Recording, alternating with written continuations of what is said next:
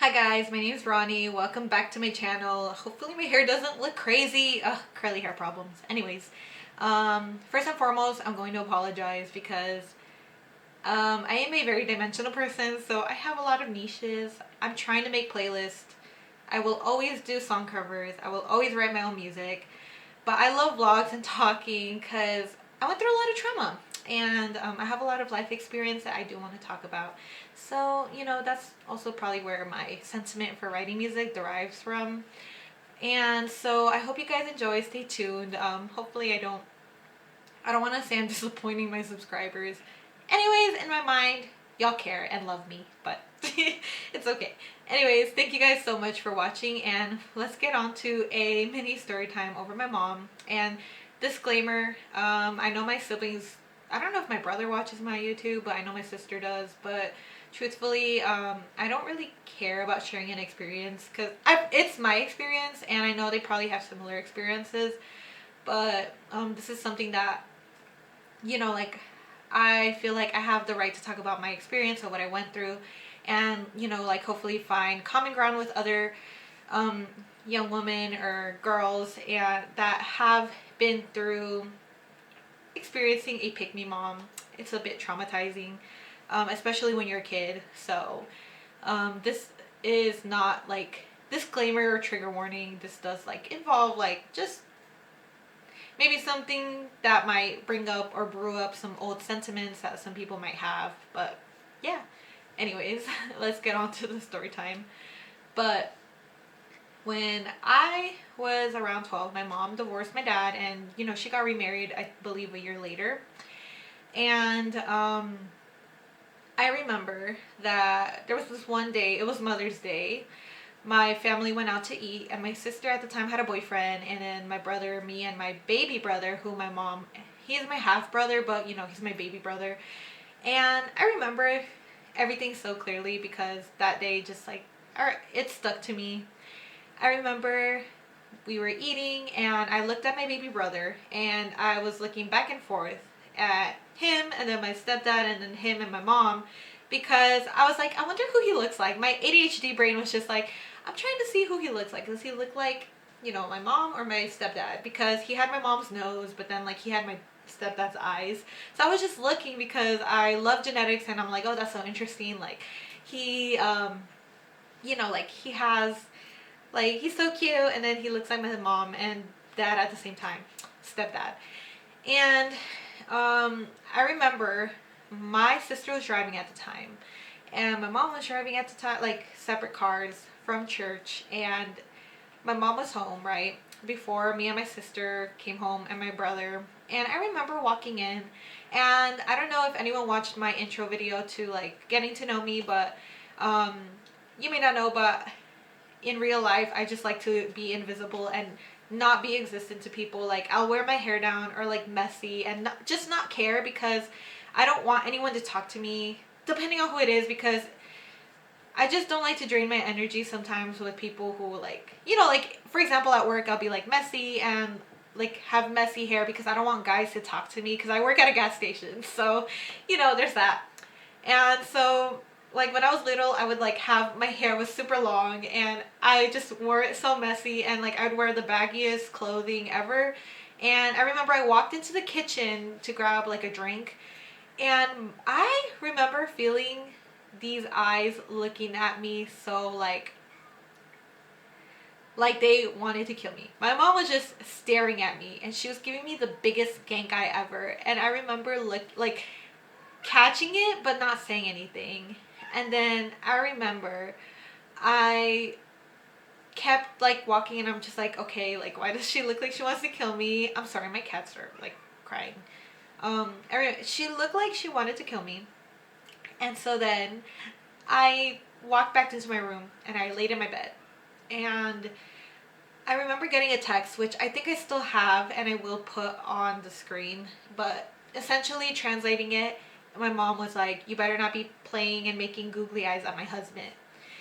And I remember that hurting a lot because I just never felt like I like instigated anything for her to think that I wanted her husband, that I wanted like that I was even boy crazy. I was not boy crazy at my young age. I just didn't care. Like I just wanted to make friends. I just wanted to like, find people. I always felt alone. I grew up feeling alone, and I kept to myself a lot. And then I remember like going to my bed and then getting that text message, and it broke my heart because it's just like, what am I doing for her to think this of me?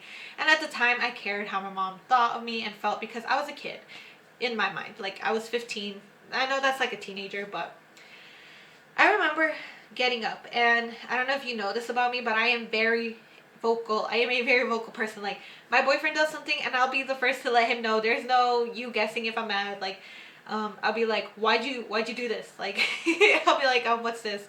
And I'm very vocal about things that bother me and things that upset me, if it's not like little. And I remember, like, I'll eventually like let it out. And I remember getting up and knocking on my parents' door. Like, they were both in the room with my baby brother. And I remember I was like, I confronted my stepdad. I was like, are you telling her that like I like you, or that I love you or something, and or that I want something to do with you? Because I keep getting these text messages and I am so sick and tired of it. I'm like, this is not who I am. And I was like, like, did you tell her this? Because I'm tired of getting these text messages. Like, we can talk about this right now if this is like the biggest issue right now. And at the time I just thought this was something that you could talk about. And then now as an adult, I'm like, I should have just cried in my room.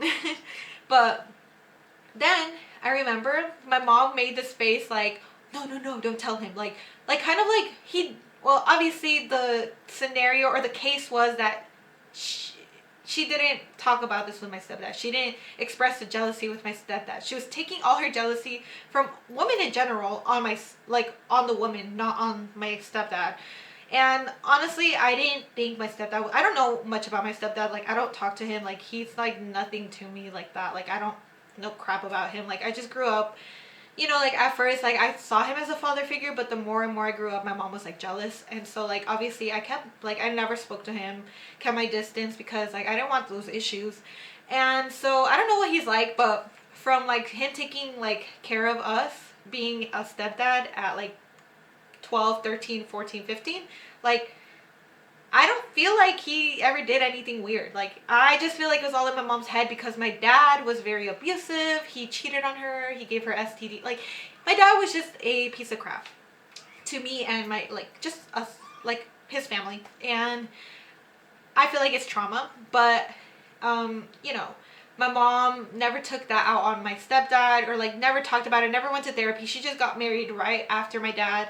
And I remember they got into this big argument, and like they were fighting and stuff. And I remember at the time, like, I felt bad because like I grew up like with my parents yelling and fighting and stuff, and I felt bad for my baby brother, because I'm like, I don't want him to grow up with these type of sentiments. And then I remember like my other younger brother like going, being in that present moment too. And I'm like, damn, like I caused this. Like, I'm like, oh no, like this is my fault. And at the end of the day, I was a kid, so I don't blame myself.